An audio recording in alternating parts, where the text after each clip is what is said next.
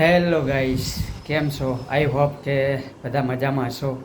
સ્વાગત છે આપણા નવા એક બ્લોગમાં, જેમાં હું તમને મારી નાનપણથી લઈને અત્યાર સુધીની જે સફર છે એ હું કહીશ કે મેં કેટલું એજ્યુકેશન લીધેલું છે અને ક્યારથી બિલોંગ કરું છું અને હું ક્યાં રહું છું એ તમને હું આ વિડીયોમાં બતાવીશ અથવા જણાવીશ. બરાબર, તો વાત એમ છે કે મારું મૂળ ગામ છે શંખેશ્વર તાલુકાનું, પાટણ જિલ્લાનું દાંતીસણા ગામ. તો પહેલાં આપણે પ્રાથમિક શાળા 1 થી 5 દાંતીસણા એજ્યુકેશન લીધું. ત્યારબાદ 7-8 બાજુના ગામ ધનોરા પ્રાથમિક શાળામાં લીધું. પછી ત્યારથી ઉચ્ચ માધ્યમિક શિક્ષણ 8, 9 અને 10 જે આપણે કહેવાય કે શંખેશ્વર પીસી પ્રજાપતિ વિદ્યાલયમાંથી લીધું. ત્યારબાદ 10મામાં એટલા બધી ટકાવારી આવી નહીં અને એવું કહેવાય કે આપણે પરાણે અને ગ્રેસિંગ મતલબ ગણિતમાં ફૂદડિયું આવતી એ વખતે, જો યાદ હોય તો એ ફૂદડિયું સાથે આપણે પાસ થયા. ખાલી ગણિતમાં, જો બીજામાં નહીં. બાકી બીજા વિષયમાં તો આપણને થોડોક નોલેજ હતું. બરાબર. પછી 10મામાં આપણે 53 કંઈક ટકા આવ્યા અને ધોરણ 11-12 માટે આપણે બહાર ગામ ગયા. કડીની બાજુમાં ગામ છે, પટેલ સમાજનું અગ્રણી ગામ વામજ. ત્યાં એક હોસ્ટેલ અને સ્કૂલ ચાલતી હતી, શેઠ પરીક્ષિત હાયર સેકન્ડરી સ્કૂલ. ત્યાં આપણે સ્કૂલમાં એડમિશન લીધું અને બાજુમાં જ ત્યાં છાત્રાલય હતી, એમાં આપણે એજ્યુકેશન માટે ગયા. 11-12 ત્યાં કર્યું. 10મામાં થોડા ટકાના લીધે 11મામાં થોડી તકલીફ પડી, પણ પછી 11મામાં થોડી એવી મહેનત કરી તો ત્યાં 70 ટકા આવ્યા અને હોસ્ટેલમાં રહેવાની ને જમવાની ખૂબ મજા આવતી. એ દિવસો અત્યારે પણ યાદ આવે છે કે એટલા ઓછા પૈસામાં વર્ષની નજીવી ફી લગભગ 5,000 હતી અને રહેવાનું ખાવાનું બહુ એન્જોય કરી. અત્યારે બી દોસ્તો મળે તો વામજને તો કેમ મિસ કરી શકાય.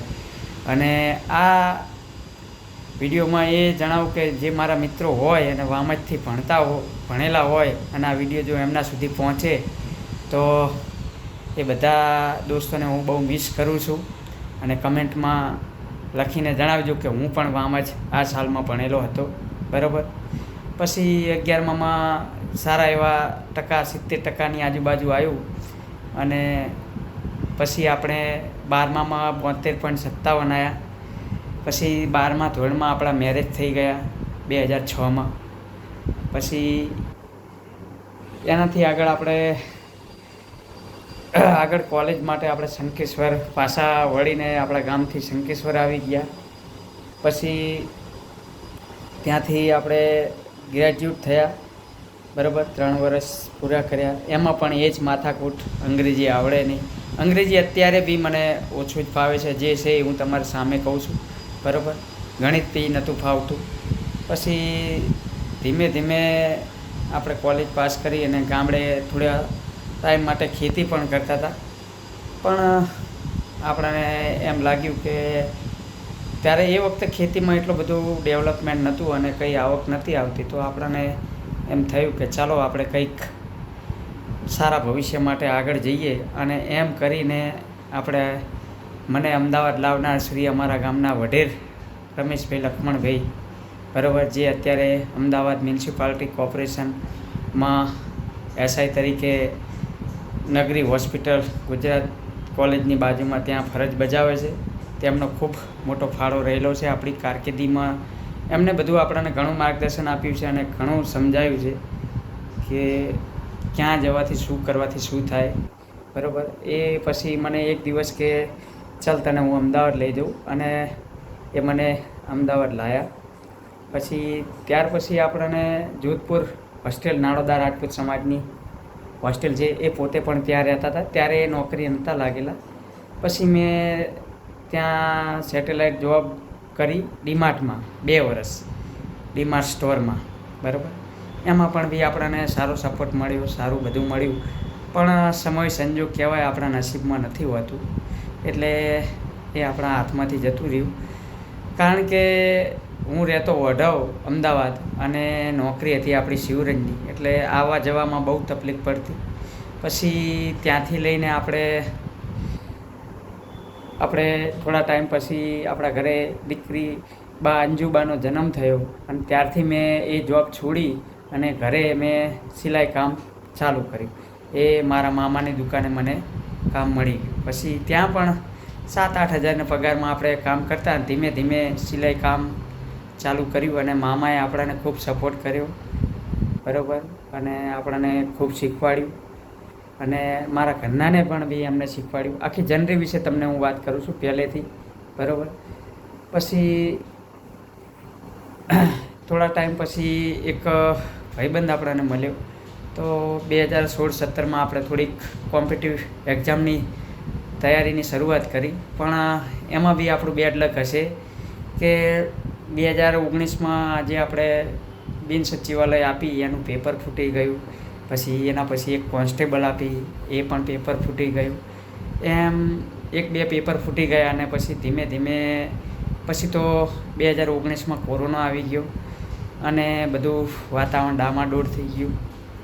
પછી થોડા ટાઈમ પછી આપણે પછી પાછું ગારમેન્ટ લાઈન ચાલુ જ હતી, એટલે ચાલુ કરી દીધી ગારમેન્ટ લાઈન. પછી એમાં આપણે 2019માં હર્ષિલભાઈનો જન્મ થયો. અંજુબેનનો આરટીમાં લાગેલું જ હતું. આપણે છોકરાને મૂકવા લેવા જતા અને કામ કર્યા રાખતા અને આપણને આ ધંધામાં મળી રહેતું. કોઈને એમ થતું હશે કે હવે આ કામમાં કંઈ દમ નથી, પણ એવું નથી. ક્યારેક તકલીફ પડે છે પણ બાકી ચાલે રાખે છે, બરાબર.